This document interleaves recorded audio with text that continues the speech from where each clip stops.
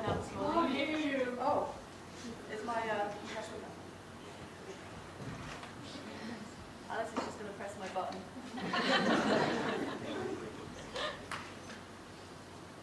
Hello. How's that? That sounds better. Okay. All right. Good morning, everyone. I realise it's just me between you and coffee, so I'm going to be quick. And I'm going to talk to you about some of the kind of practical ways that SureWatch and the data that you collect and the ways that you get involved help to protect Scotland's whales, dolphins and porpoises.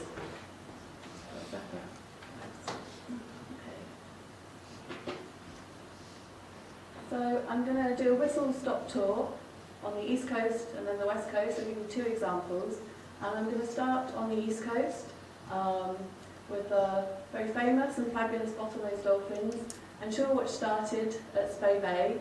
And our first piece of analysis that some of you will be familiar with was conducted to look at how many SureWatches we needed to undertake to be confident that we could detect trends in sighting rates. And so the bottlenose dolphins here are protected by this SAC, and so SureWatch was started on the East Coast. And our project began at Spey Bay, and you can see in the graph at the top here, over the first 8 years of data, that we've got an increasing sightings rate with a high level of confidence, so the bars are quite small. Now this doesn't mean that the population of dolphins is increasing, but just that we're seeing them over time, we're seeing them more regularly in this, at this site. And that compares nicely with the data that Aberdeen University have recently published to show that the bottlenose dolphin population are using areas outside the protected area increasingly over time. And the graph at the bottom here shows Spey Bay along with some of the other popular SureWatch sites along the East Coast, and just gives you an indication of the sightings rates along the coast there. And moving across to the West Coast, I'm going to talk about one of Scotland's other amazing dolphin species, the Risso's dolphins, up here in the corner. And this is a piece of work that we published just last month, so a more recent paper. And I've been studying these dolphins for the last 10 years off the coast of Lewis with my colleague Nicola Hodgins, who some of you will know. But we're fair weather scientists. We only go to Lewis in the summer months when the weather is supposedly better. And it's just more cost efficient. It's more cost efficient for us to work that way. And so SureWatch data has really come into its own at this site in helping us to understand the value of this area for Risso's dolphins all year round. So in the middle you can see the site at Lewis with the proposed protected area on it. This site's not designated yet, but that's one of our ambitions, and I'll talk about that more in a minute. And over here, there's so much sea here that we've got two SureWatch sites, Champion A and Champion B. And here you can see that while most of the Risso's dolphins, the highest number of presences during the summer months, the Risso's are there all year round at both sites. And so what this tells us is that this site is valuable for the dolphins throughout the year. We've provided that information to the decision makers, and hopefully when this site gets protected, the animals will be protected all year round. And that's thanks to the data that you guys have collected. So this is a good example of where number of watches doesn't really matter. So although we do have the ambition to increase the number of watches at each site, actually just having one watch through the winter months, if the Risso's dolphins are there, that's important enough here. So this is the site of Lewis with the proposed marine protected area that I just mentioned. And back in 2011, WDC proposed all of these sites around the coast to the Scottish Government, all of the sites that are in blue, and we did that with our colleagues at HWT and at CRRU. And then in 2014, Scottish Natural Heritage provided formal advice to the government that the 3 sites in pink should be designated. So 5 years later, we're still waiting, but hopefully that will happen this year. And that will mean protection for minke whales off the east coast in the Southern Trench, for Risso's dolphins off the coast of Lewis, and for minke whales and basking shark in the Sea of Hebrides. And so whilst SureWatch data is SureWatch is primarily about collecting data, that's providing evidence for processes like the MPA process is what we're all about. It's actually about a lot more than that. And these 3 pictures show you nicely Some of our shore watchers, you might recognise yourself in some of these pictures, doing other things that help politically to get us where we want to be to help protect the dolphins.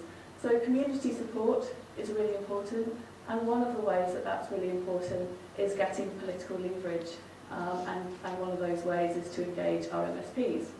So all of these photos have got Shore Watch volunteers in doing campaigning work of one way or another. 2 of them were taken at Spey Bay, which is obviously our head office in Scotland, so it's an important place for us for outreach, but also for soft lobbying. And down here you can see Richard Lockhead, who was the previous Cabinet Secretary for the Environment in Scotland, and is also our constituency MSP in Moray, and remains a strong advocate for marine conservation. So you guys have the power. And it's not just about marine protected areas, of course. There are lots of other ways that what you do is really important for marine conservation. And Pete Wilson is here from SSE, and after the tea break, he's going to talk to you about how Shore Watch data was really important for planning for a subsea cable in Moray Firth. And I also briefly want to talk to you about harbour developments and boat disturbance. Harbour developments are on the increase around the Scottish coast. There are harbour developments for an expanding offshore wind industry and because of increases in recreational boating activity. And harbour developments come with potential impacts. And WDC responds to all the individual harbour development plans as they come along. And I just wanted to mention one particular harbour development off the east coast at Aberdeen, where there's been rock blasting over the last year, and that will continue into next year. And we've got concerns about that because of the bottlenose dolphin population, but also the porpoises and the seals that use the area. And we've had some concerns about the way the developers have been conducting that work. We don't necessarily believe that they're within their licence conditions, so we've been talking to Marine Scotland about that, and they're undertaking an investigation. And that's happening because of shore watchers who are watching from their site and are aware of what's happening in that area. So we take that very seriously. And boat disturbance is another very serious issue. And there's another issue that shore watchers have an important role to play. While most boat operators, whether they're commercial operators or just recreational boat users, behave responsibly, there are some individuals that don't. And there's an important role for Shore Watch to play in monitoring that and reporting it. And I'll talk to you about that a little more in a slide that's just coming up.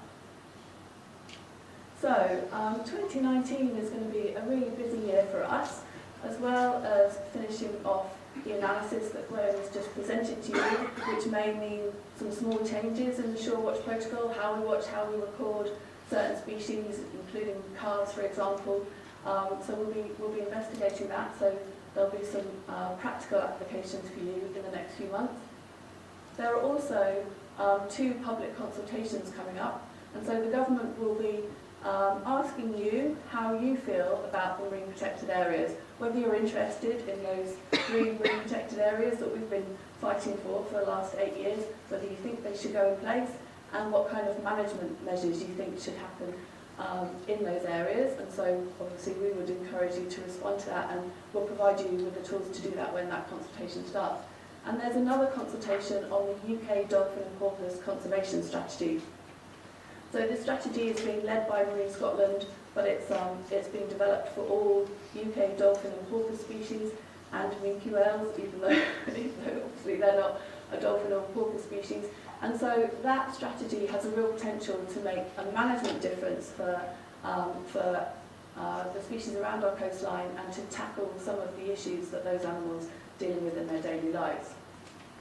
And finally, I want to announce that we're going to be launching a disturbance campaign.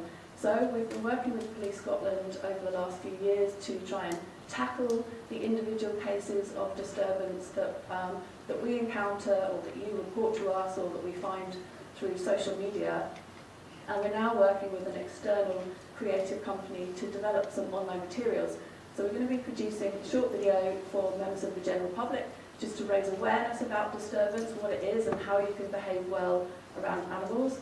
And then we'll be producing a longer video, which is a bit more technical, so that's for you guys, and that will teach you about being confident in recognising disturbance, and when you see disturbance, how you can report that and who you should report it to.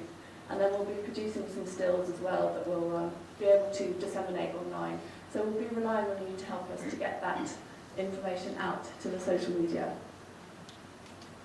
And so I just wanted to finish up by saying a big thank you to SMASS for letting us co-host their Marine Forum this year, and especially to Alice, Katie and Marielle for doing all of the work in bringing us all together today. But especially I want to thank you for everything that you do to help conserve Scotland's marine wildlife, so please give yourselves a big round of applause.